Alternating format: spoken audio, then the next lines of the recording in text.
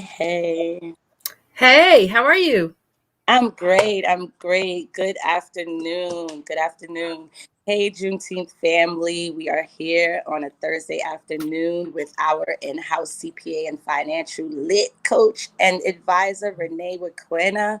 Welcome, welcome, welcome, everyone. Good afternoon, Renee. Good What have you got afternoon, Jamie. for today's Lunch and Learn?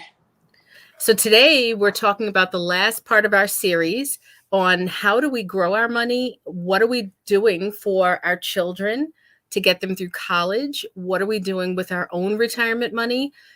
Things to think about in that realm. And then how do we make sure that it goes to the next generation?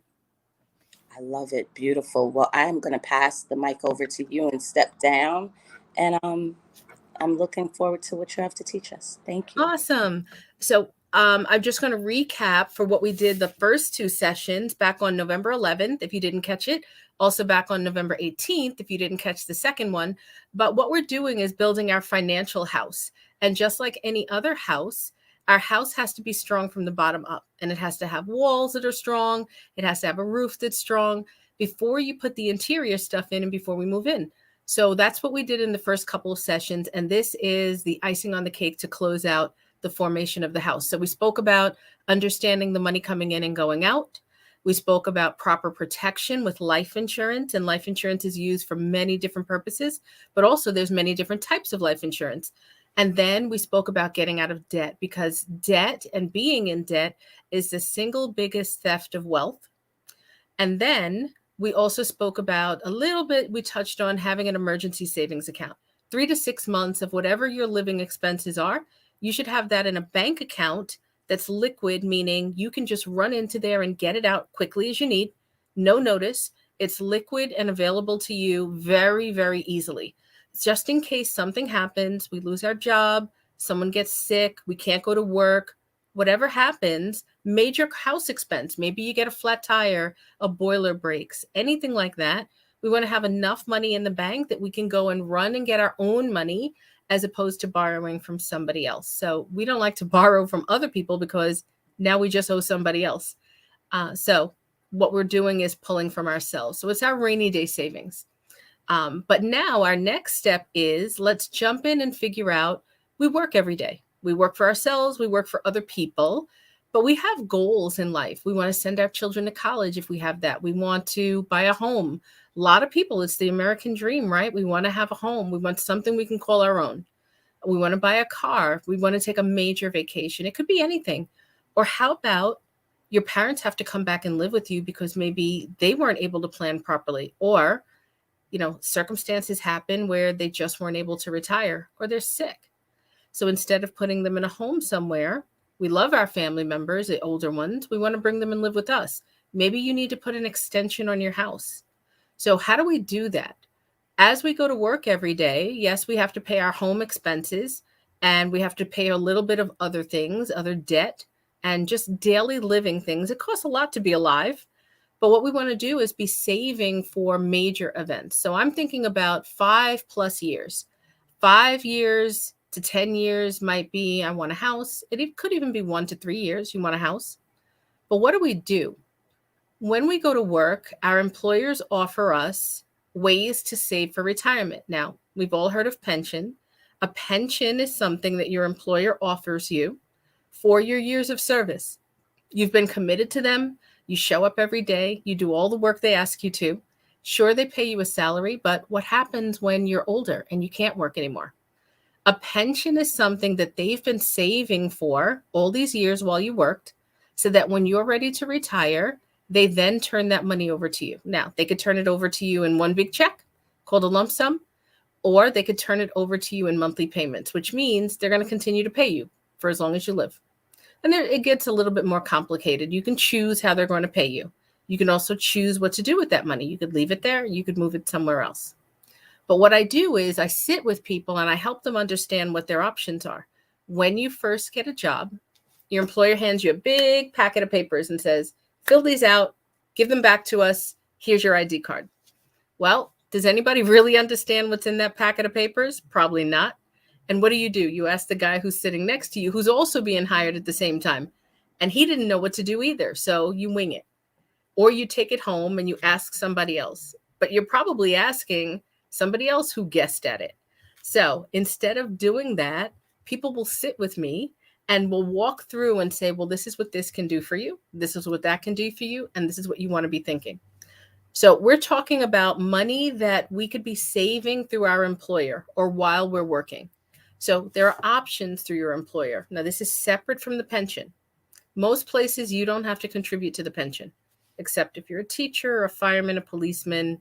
You know, if you're in a union, you contribute to your pension. If you're not, if you're working for a private company, you generally do not contribute. That's just your boss saving money for you for the future. But there are ways that you can save that he'll share sometimes in doing that with you. Things like a 401k, a 403b, a TDA, sometimes they're called tax deferred accounts. There's TSP, thrift savings plan. All of these have numbers in the IRS and they're designated for different types of companies you work for. But the main thing with these plans is that you can save for retirement. So how does that work? Well, when you fill out the papers, you get a choice to have money taken out of your paycheck.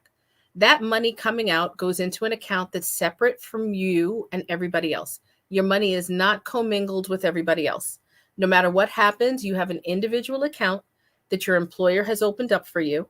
And under no circumstances does your money ever touch anyone else's. It's yours, your name, your account number. Nobody else goes in and out of it. Now, wherever they're investing it, they'll give you a way to log in. You can see it. You'll most likely get a quarterly statement. But in that, you're able to tell your employer how much money you would have taken out. It could be a fixed dollar amount. It could even be a percentage of your paycheck. So when it goes into these buckets, it's growing. It's usually invested straight in the stock market, usually some type of mutual fund. There are different ways and within the stock market that things can be invested. Big companies, small companies, medium-sized companies, technology companies. It could be any number of things. It could even be real estate. But you'll have choices and they'll allow you to pick those choices. But the first step is you telling them that you want to participate in that and then also how much you want to contribute. Now, sometimes the way that they've designed those plans, your employer may say, you know what? I want to also help my employees. I'm going to give them a little bit extra if they put money in, and then they'll have an even bigger pool to grow. So sometimes you get that opportunity. So when you're starting a new employer, you always want to ask, do they have matching contributions? That's the terminology, matching contributions. So that means they're going to put a little bit more, and this is not the pension. This is in addition to the pension. They're putting a little bit more into your account. It's going directly in your account, the one that you own. And then you're putting money in as well. So that's the only time that money gets commingled, but it's still your money. They're giving you more money. So now, what do I do with it? What do I invest in? Well, you'll get a slew of choices to read from and pick from, and you'll choose, and hopefully you sit down with somebody who's educated and can explain to you what those different options are. But the main purpose is to grow that money over time. Now, remember, this is long-term savings. This is not for you to go. You're not going to receive a debit card or any sort of ATM card. You're not going to be able to walk up to a branch to be able to go and get anything out. This is supposed to be for your retirement. So think long-term. I'm putting this money in there. I'm not going to touch it until it's ready for retirement. Think years from now. But if you ever needed to, there are ways for you to be able to touch it, but it would have to be through your employer. So we won't get into too much detail there, but yes, you can go back and get it in hardship times and in emergency times. Think of, I'm about to lose my house. I can't make the payments. Think of, my child is going to college. Think of, there's somebody medically impaired in my family, very, very sick. We need the money to keep them alive or to get some treatment or service or surgery. Those are hardship times. So those are really the only times that that employer is going to allow you to take money out of there and borrow against that. And then you'll be repaying it over time. They'll make an arrangement with you. But you want to think, that's not my first place that I go get money when things are rough. Nope, I'm going to exhaust all my other options. This is there for me for my long term. Don't use long-term money to solve current problems, right? You're robbing from your future. So that's just one way to save for retirement. So we have pension we spoke about. We have things like 401k, 403b, 457. That's a second way to think about it. You can save on your own. I always advise people to be saving outside of their jobs, just like with life insurance, where we spoke about your employer will many times give you life insurance that they're paying for. You also want to have life insurance outside of work. You always want to have things that are within your control. So let's talk about, how do I save outside of my employer? You can have money as we're going through your budget and we're figuring out, we're doling money out for life insurance. We're putting money towards the getting out of debt bucket. Now we're putting money towards saving for retirement. How much is in there and where are my options? So a little bit goes to 401k, and you also want to be saving outside. So here are your outside choices. You can save directly in the market. You can save in something that's very, very aggressive, meaning it has no protection. You can save, and that could be straight market. Many people want to buy stocks. I want to buy Amazon. I want to buy Google. I want to buy things that have been around a long time. IBM. You want to buy things that most people buy what they like. Other people will strategize and figure out, I think this one is going up. It's at a great price now. This one might not do so well in the next year or so. More strategic thinking. Other than that, many other people say, well, listen, I know it's going to do well because it's been doing well all these years. You can have any sort of plan for that. But what you want to do is sit with your advisor or sit with someone like myself, and you want to go through all of those options. Now, I can't go into too many specific details about what types of products, or I'm never going to give a stock recommendation. I don't give public forum advice. Any advice that I give is by sitting one-on-one with the family, and I do a full financial review for them first. So what we talk about here today is general, but it's specific enough for you to understand, where should I be looking? What should I be researching? Okay. So now what we're seeing is that many people want to be in the stock market. So I say stock market is the most aggressive side, meaning you can get all the upside, but you'll take all the downside, just like a roller coaster. It goes all the way up to the top, comes back to the bottom, and it just goes up and down, up and down. You hear about it all day long on the news. People are yelling, the market is up, the market is down. Okay, that's the super aggressive, meaning there's no protection from downside or loss, but you can get all of the upside. It's risk and reward. The more reward you want, the more risk you may have to take. Okay, super aggressive side. Now, there's the super conservative side. Super conservative says, I don't want any losses. I'm willing to not have all of the up and down because I just don't want any losses. I like even keel, maybe a little up, a little down, or no down. I just want super conservative. That could be your regular bank account. The bank will give you 0.01%. It doesn't grow your money anymore. We spoke about that, about the rule of 72 back in session 2. But it is safe when you put the money in there up to a certain limit. So you're not taking on any potential losses. Now, the section in the middle, I want some upside. I'm willing to take some risk. There are ways that you can do that. There are things out there and strategies that you can get into. Many people love real estate. Real estate is a great wealth builder. Life insurance is a great wealth builder. But there are also investment products that can help you build and grow your accounts. And at the end of the day, they can either help you prevent yourself from having any losses, but they can also create a stream of income for you in the future. So think about the pension that I mentioned. The pension is there for when you retire. Your employer will give you money either monthly, or they're going to give you a lump sum and you figure out what to do with it. But it's designed to help you live out the rest of your life through retirement. What happens with certain types of investments is you can put money into an account and it can eventually generate a stream of income for you. That's something that you would research and work out with whomever that carrier is, the bank or the insurance company. But there are things out there that can also create a pension for you. So if your employer cannot, you can on the side by yourself. Many, many different ways. So what you want to be thinking about is, can I grow and protect my money? Am I willing to have growth with no protection? Market's doing well, phenomenally well since 2008, since the correction. But, eventually the market is designed to go up and down, and certain days it's up and certain days it's down. But who knows when the big correction is coming, right?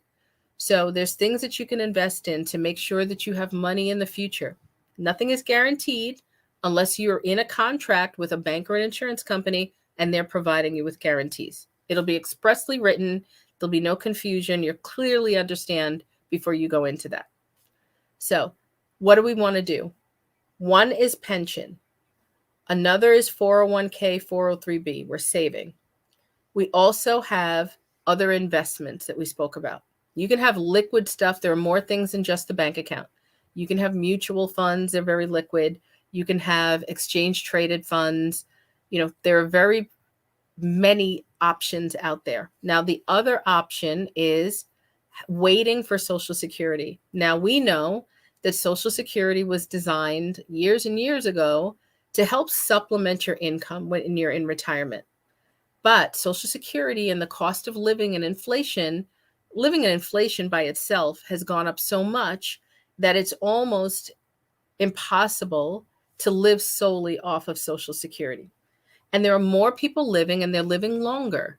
So the same pool of money is trying to satisfy more people. So what you want to do is have enough money saved on the side so that when it's time for Social Security, and no earlier than 62 and a half, you want to be drawing from that and wait as long as you possibly can. Now, Social Security used to send out these green bar statements. They would mail it to you and tell you, based on your earnings all of these years, we're projecting that at these 3 age timelines, 62, 67, and 70, here's what your projected income would look like if we were to send you a monthly check. So they're not sending those in the mail anymore. You can create an account online at SSA, Social Security Administration. It's just the letters, ssa.gov. You're able to go into there, create a free account, and that same report that used to be mailed to you is now there on the screen. It looks exactly the same way, the green and white. It has the 3 projected years, and it also has a little bit of wording in there that says, listen, we understand Social Security may not be able to fully support you, and we also think that we might pay you a little bit less, in the future based on current economics. But you want to keep an eye on that, because that's how you're going to determine, when will I be able to retire and how much will I need? So using this statement for Social Security, plus whatever your quarterly statements are for your investments, some of them will send them to you monthly, but you have to open them and look at them so that you can understand what's happening.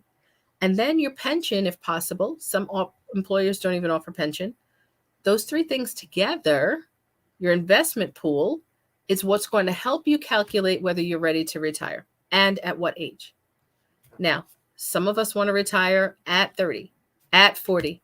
Some think I'll never retire. So retiring just means you're stopping what you're currently doing. Maybe you do want a second career. You started in your career in your 20s or even sooner than that. You worked 20, 25 years in that. You're ready for something else. If that company allowed you to actually retire and there's going to be a pension for you, great. Go ahead and start another career if you want to. Leave the pension behind, or you move it and we protect it, put it in somewhere where it continues to grow. You're just not ready to utilize it yet. Start that next career. Nobody says that you can't have more than one pension coming in retirement. You may have in this lifetime the ability to have 3 full careers if you're working 60 years or even less than that, 55, 50. Who knows? Depends on when you started and whatever those companies' requirements are. That will allow you to determine, how long do I need to work to actually be able to be eligible for a pension? And then many of us have varied interests. I want another career. I'll work 20 years doing that, and then I want another career. That's fine. Then you start to bank all of this excess money. And what happens? Maybe you don't necessarily need all of that in retirement. The next step is preserving it and making sure that it transfers to our family members, our next generation. So in my mind, every generation sacrifices something for the next. The biggest wealth builders generally did not achieve that or be able to enjoy it while they were alive. They've left what's called a legacy. They've spent all of the time and energy and built up pools and pools of money and assets and investments They've left it for the next portion of the family to enjoy. So it's up to the next generation to carry the ball even further, right? In football, we have a few downs, the game stops, it pauses, the next guy carries the ball even further. So same thing what happens with your generational legacy. You want to be able to do certain things, get good habits in terms of building your investment portfolio, saving, living within your means or below your means so that you have excess money every month. And that way you're putting it into these various accounts that I mentioned.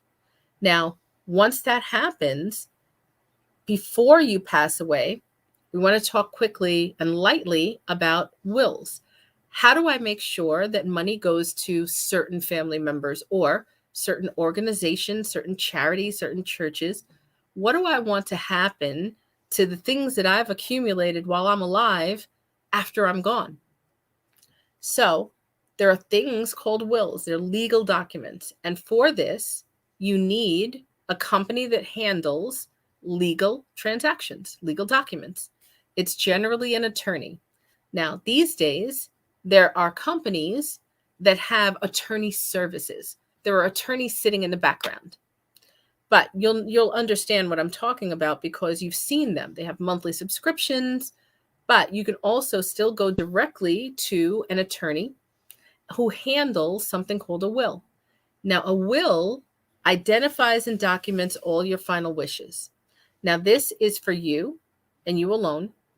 And this gets created with the assistance of an attorney. No matter how you reach that attorney, it's a legal document, so it needs an attorney. And it lists out all of the things and the wishes that you want to happen to your remains. But it also can identify who's going to take over for me when I'm gone. Maybe I want my sister. Maybe I want my brother. It could be a good friend. It could be a financial advisor. You can identify in your will a particular person or group of people. You can have more than one person to be able to take care of and dole out all of those things that you've accumulated in the will. So now, once you create that, it gets filed with the court. It is an official document. In order to change that document, you go back to the lawyer and they make the changes and file the new document. So what we're doing is identifying and solidifying all the things that we want in a legal place, in a single place. So that's a will. Now there's something else called a trust. A trust is a living trust. Sometimes it kicks in once you pass away, but it can also be alive. The trust can be alive while you're alive. And there are things that you can put into the trust, and that can protect you from lawsuits. So if the trust owns it and someone sues you, well, they can't get at that asset because the trust owns it. You don't own it. So there are different ways to protect yourself and your money and make sure that it goes to the right place at the right time. So what you want to think about is as you're going through the pillar of creating the financial house, all of these things happen in the order that we've been doing it. The first two classes is understanding the money going in and out, getting proper protection, life insurance, getting out of debt, and then we're moving into emergency funds and saving for our future. Now, here's all of that rolled up in a bowl and now moving to the next generation. Or you're leaving money for your church. Maybe you love your church. You want it to go on after you're gone. There you look at the wall in the church. It has people who have left money behind. That's how that happens. It generally goes in the will. But I'll also tell you that on all of your accounts, whether it's life insurance, whether it's an investment, your 401k, anything that you have and including in the will, you're going to identify beneficiaries. Beneficiaries are the people you want to receive all of the things that you're leaving behind. And you can have as many beneficiaries as you want. You can add and change them while you're alive. There's nothing to say that whomever I put as a beneficiary today is going to be my beneficiary forever. Things change in your life. Maybe you had a great relationship with someone, and a few years later, that relationship changed. Or maybe there's a divorce, or whatever it is. Maybe your church is no longer there, and you want to give it to a different beneficiary. All of your accounts should always have an identified beneficiary on it. And I'll also add that you should never put children on as beneficiary, minors under 18 years old. They don't have the legal capacity, we call it capacity, to make decisions, financial decisions. And also, minors need a custodian or a guardian to take care of that money until they become of age. Now, think about this. Maybe I want my child to have a big bulk of money. And what if I'm leaving behind real estate? My child doesn't understand how to run and manage real estate. They don't understand how to manage money that's left from an insurance policy. They understand nothing. Not yet. We haven't taught them. So what happens now? A custodian steps in. Whomever is responsible for the child now becomes responsible for the money. Did you want that person to have control over your child's money? Possibly not. In a perfect relationship, absolutely.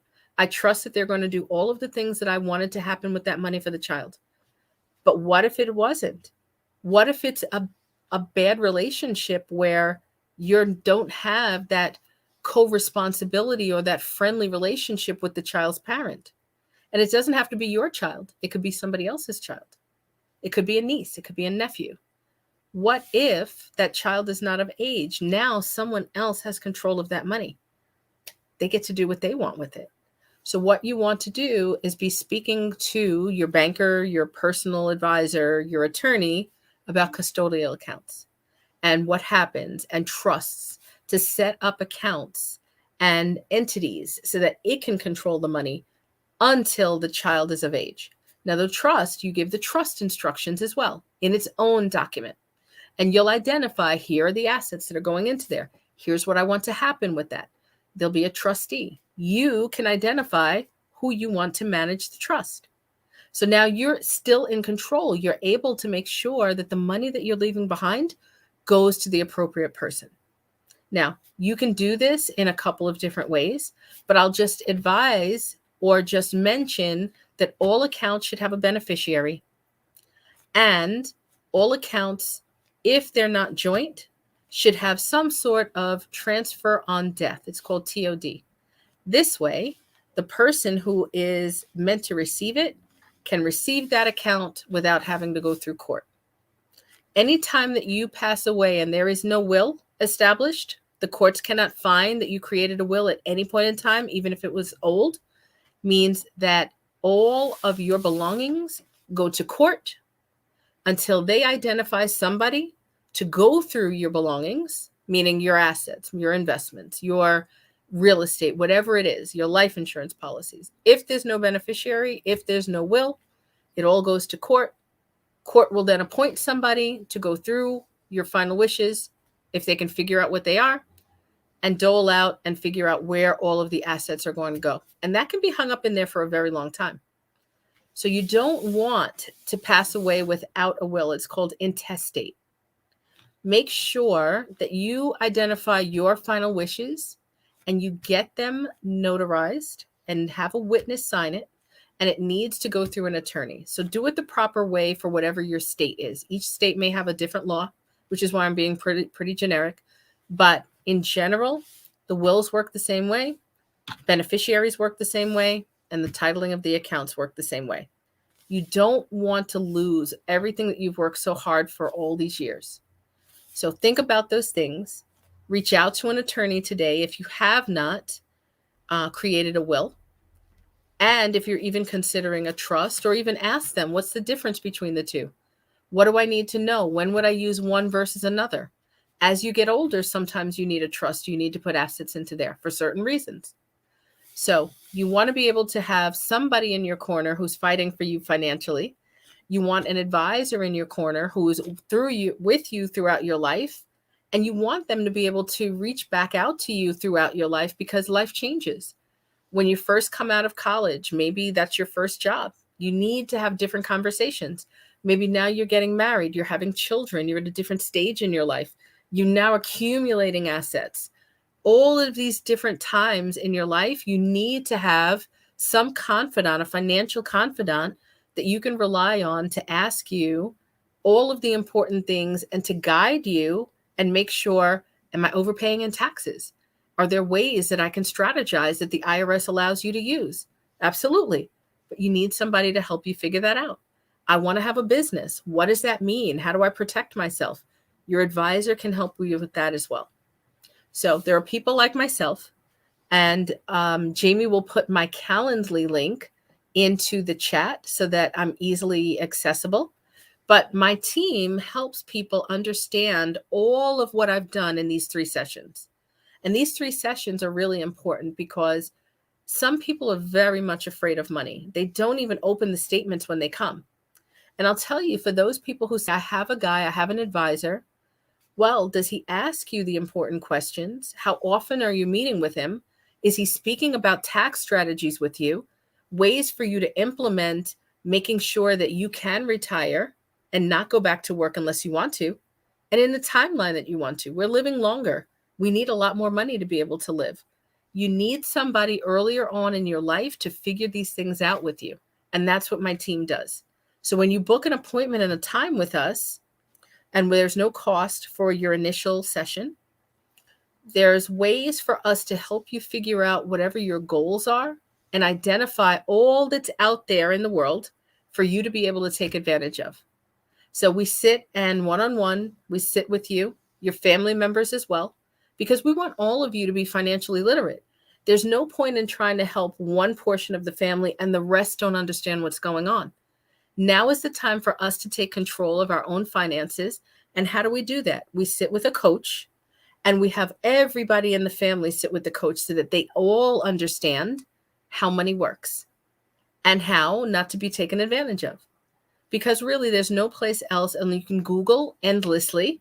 There's so much stuff out there these days. There's so many YouTube videos. We want to boil it down so that it's editable, bite-sized pieces. Finance is a big world. And this way you can understand it, ask your questions in a judgment-free environment. It doesn't matter where somebody is when they come to me. They're generally going to be put into a better place. And if we end up not working together, they at least walk away with me with new information that they would not have received from anyone else and that they didn't have before. So my goal is to put people in a better place. It's also to make sure that the next generation comes up stronger financially, and then the one after that as well. Because if we do this right, you never have to worry about money again. Money takes care of itself, and you end up living the life that you designed with your partner. So Jamie, I want to see if there are any calendars, questions coming through the chat.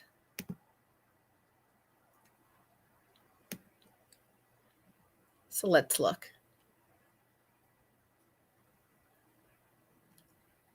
So she's nicely summarizing all of the important parts of everything that I've said as I scroll back through the comments. This is great. So nice, Austin.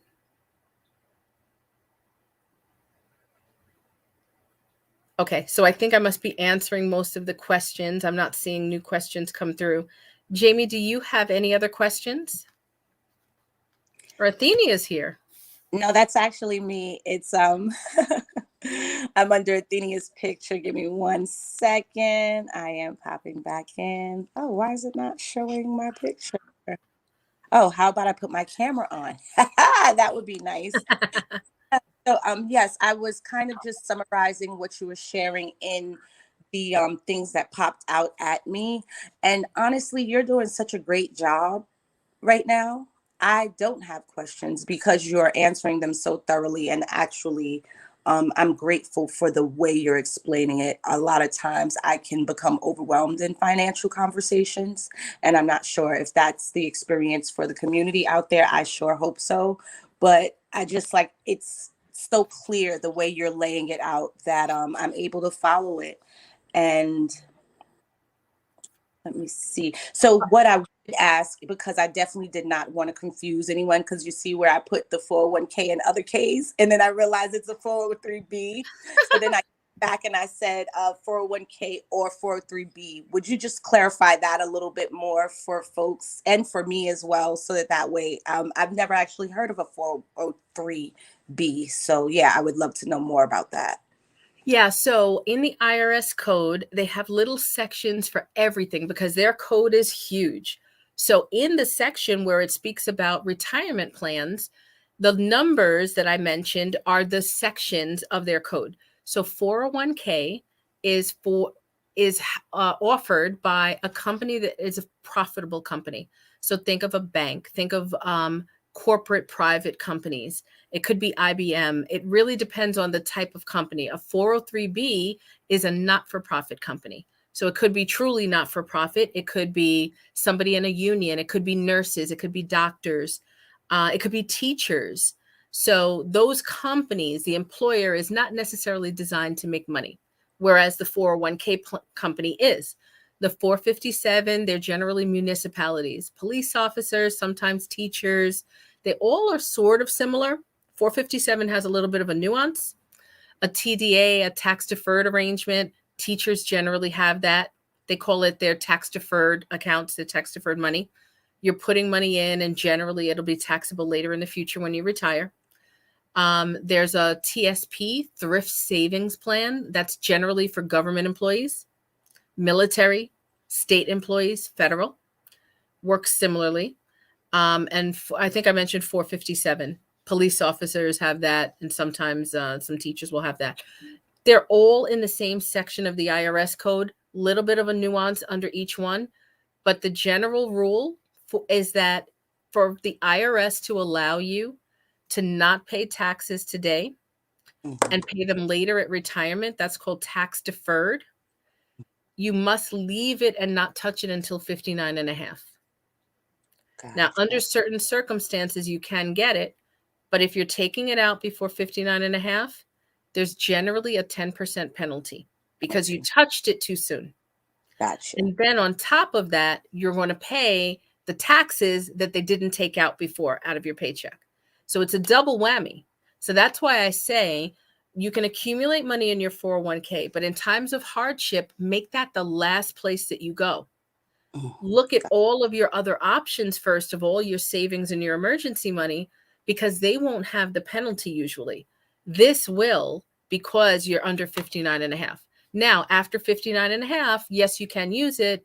You're still, if you've not paid the tax on it up until now, you'll pay the tax on it at that point. Now, one other thing, a nice thing I can say about these plans that your employer allows you to save money in, there's two ways to utilize those plans. One is the traditional way. This was from the start when it was created back in the 80s. It was pre-tax money, which means you're getting a tax break now because they're not taking the taxes out, certain taxes. You'll pay them at retirement when you use the money. The other way is called Roth Contributions. Now, not all companies have designed their plans to allow you to do this.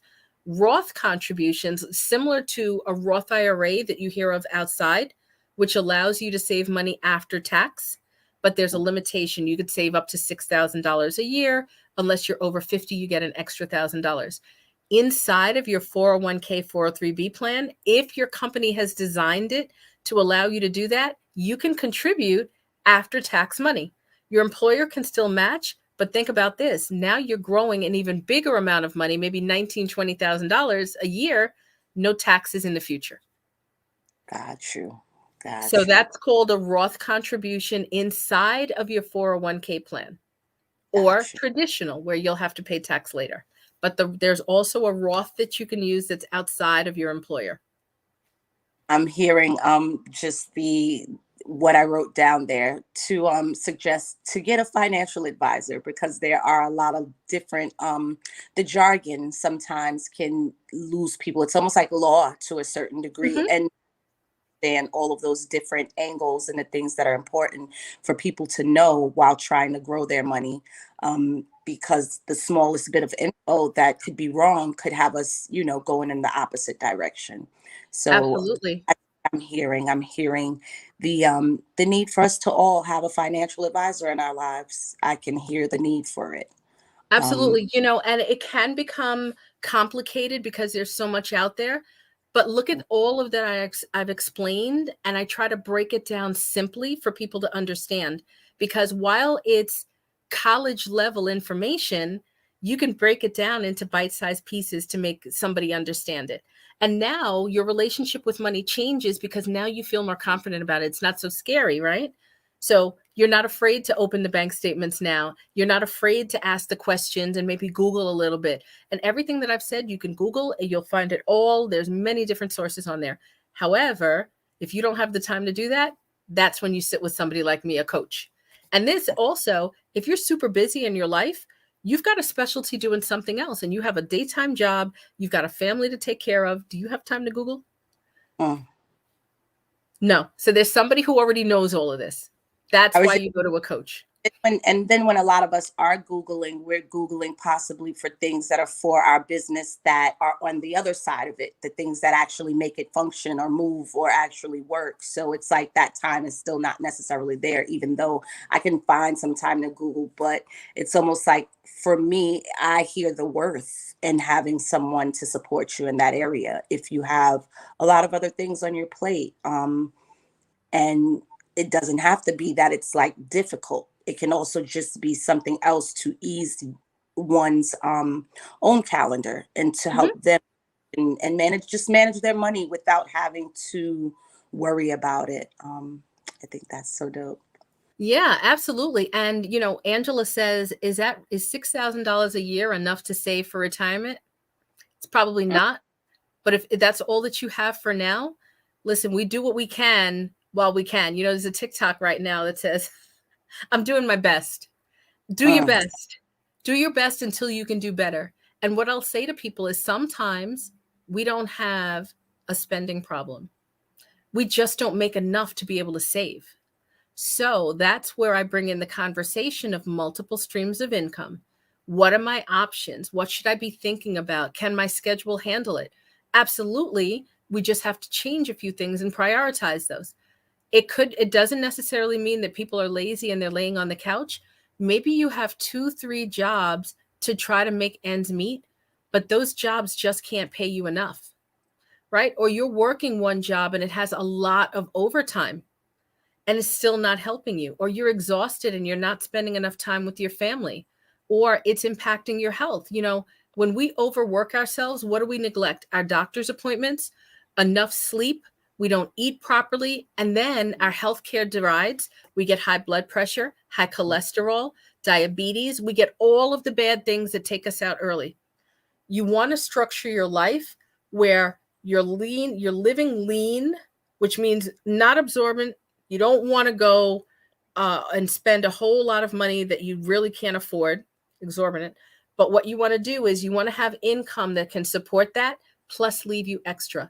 So you'll find we call it a side hustle, right? You can call it whatever you want it to be, but eventually find your passion, and then passion can turn into money. They call it monetizing. So you get that next stream of income, it starts to help you out. Now, possibly you can cut back on some of the third part-time job or the second part-time job, or maybe it just means I don't have to work all of these overtime hours. Supplement the income. I don't want you to be spending more time somewhere else. Try to create something that's passive. So if you have a love for something, or maybe you come across people like me, which we sometimes give certain people opportunities to work with us, I can teach people to do what I do. I can give them another career, another source of income, and then that helps their lifestyle. You now are able to spend time with your children, do what you want to do, relax, maybe go on vacation, but we all need self-care these days. And our mental health absolutely needs self-care. Our hearts need it, and our brains. Ashe, you couldn't have said that better. Miss Angela Henry, I agree with you so much that I'm so grateful for Renee. And I'm laughing at where she wrote, that's right.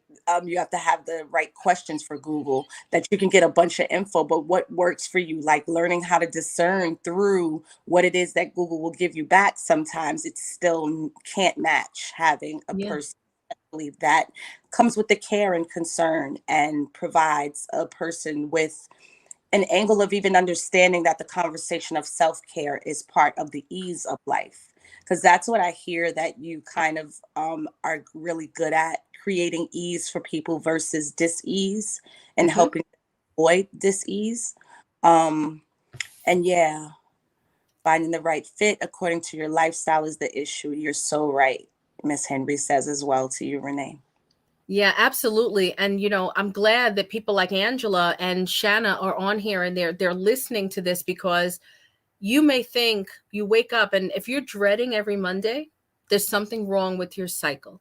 There's something wrong with your calendar, because I don't believe that our maker put us on this earth to be miserable and to wake up and dread waking up. Right? That means your job is not the right fit for you. You're not in the right career. Your finances are not right. Poor finances and poor financial health can take a toll on your physical health and your mental health. Many people will go to the doctor. They need therapists because there's a weight on them. I can't pay bills. I can't keep up. I can't do the things that I want to do. I feel like I'm drowning. I hear all of this. And when they get to therapy, they need a financial therapist as well.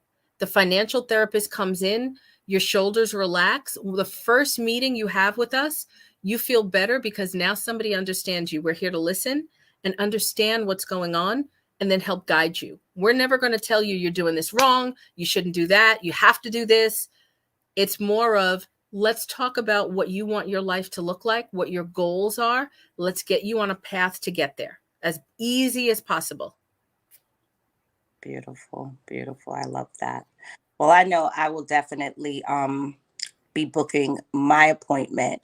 I have placed the banner at the bottom of the screen. Family, please do reach out and book your appointment as well, and pass that link on. Pass it on to all of our friends and family and loved ones so that they can too get some of this financial planning and advice. Anything else that you have to that's like popping up for you, Renee? You can also find me on Facebook, first name, last name, Instagram, same way, and LinkedIn.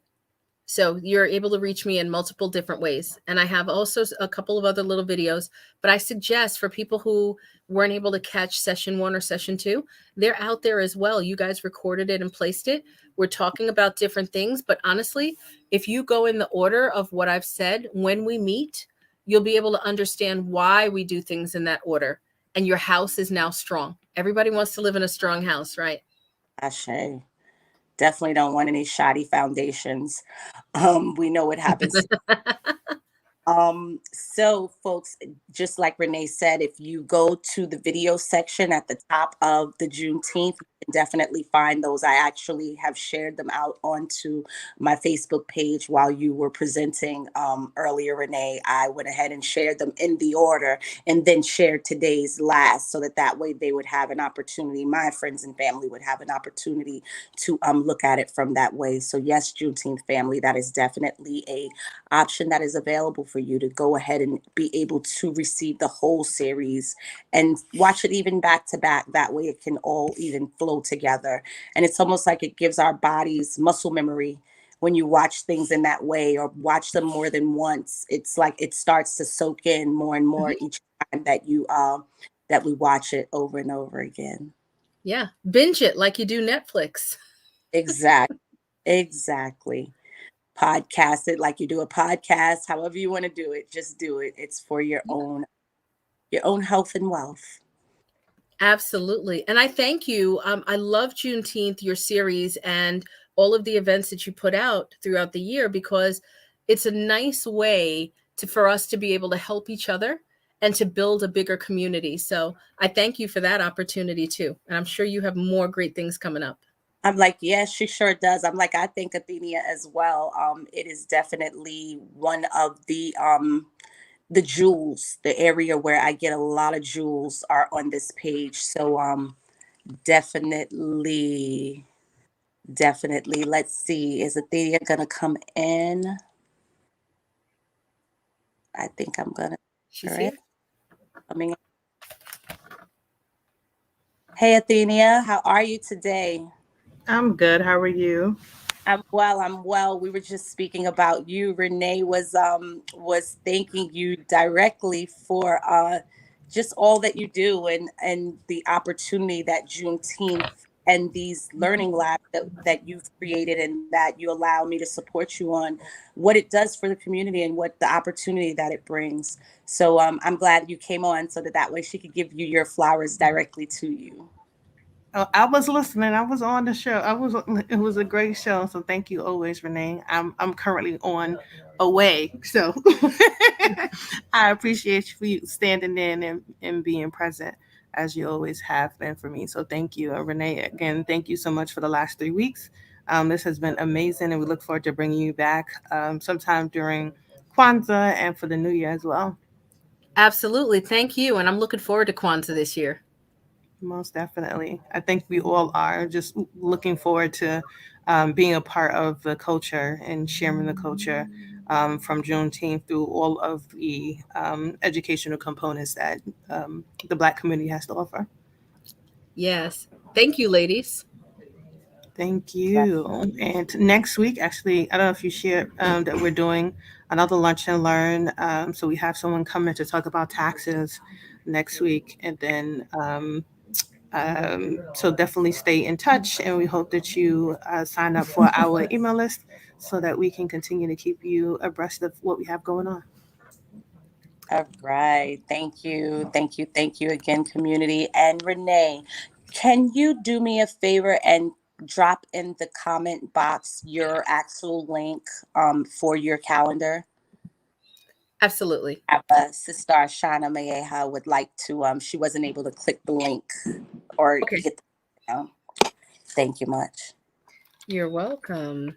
Calendly. So yes, folks, as Rodney announced that, yes, we will be back again next Thursday with a lunch and learn on taxes. So yeah, we are all about finances as we are heading out of this new year. All right. All right. And here is the link. All right. Wonderful. Thank you. All right. All right, Renee, thank you so much again. And I look forward to connecting with you on the outside as well as seeing you for Kwanzaa week. And until then, you have a beautiful series of days and keep on doing your thing and saving us with this beautiful financial blessings and gems that you're dropping. Thank you. And blessings to everyone also, all of your members. Uh, Later, June family. See you next time. Thank you for joining. Bye.